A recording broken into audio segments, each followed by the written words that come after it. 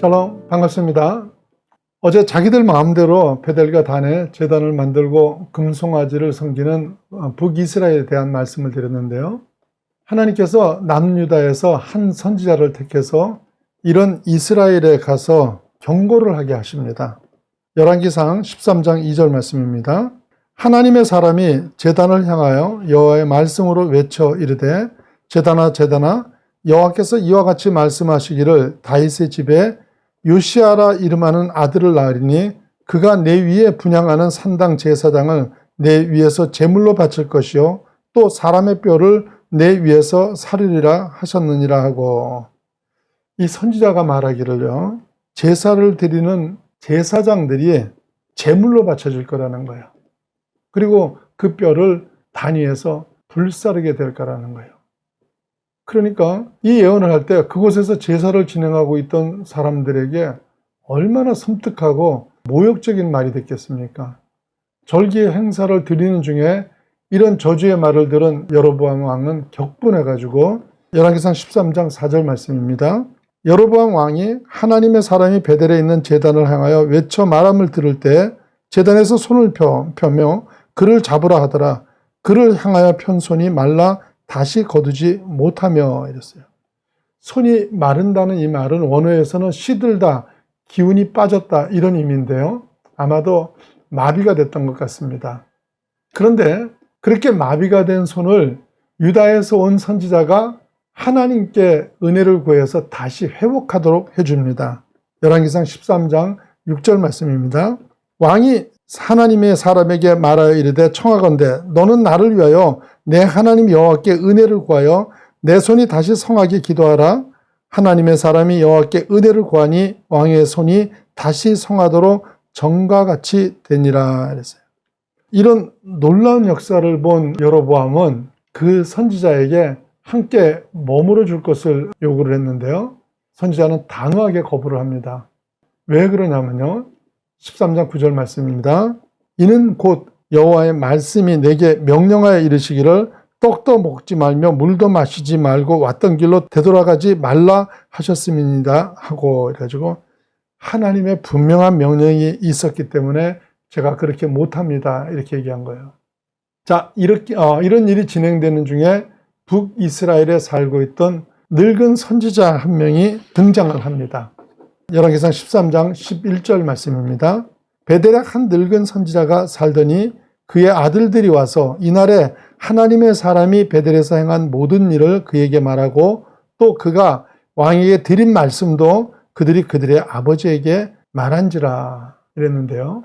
자, 이 늙은 선지자가 어떤 사람일까 한번 생각을 해보죠.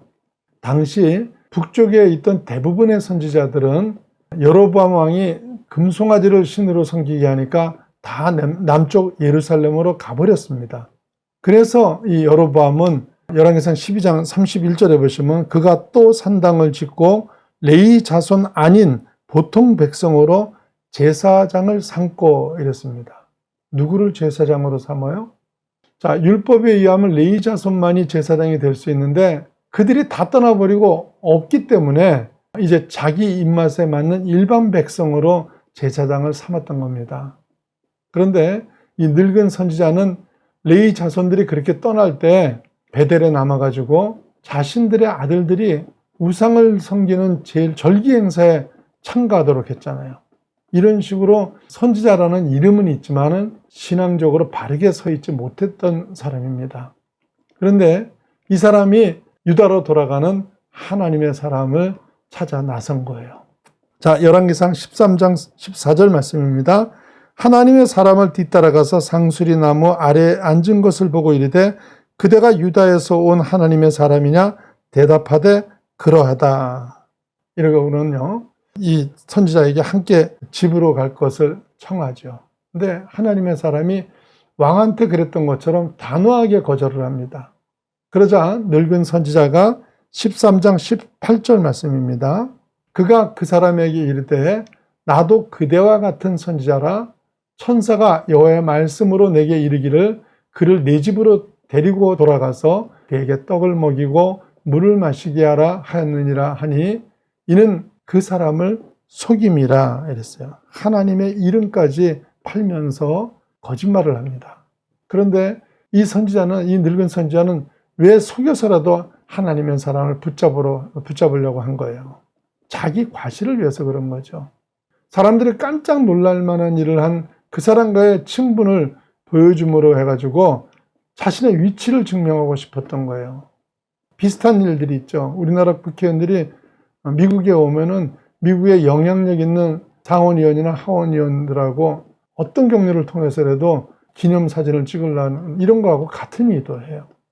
그런데 이 늙은 선지자의 거짓말에 속아가지고 그때까지 여호와의 명령을 충실하게 지켜오던 유다에서 온 선지자가 속아 넘어가게 됩니다. 열왕기상 13장 19절 말씀입니다. 이에 그 사람이 그와 함께 돌아가서 그의 집에서 떡을 먹으며 물을 마시니라.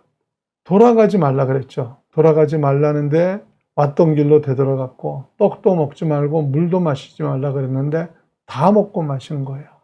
이제까지 잘 지켜왔는데 넘어진 겁니다.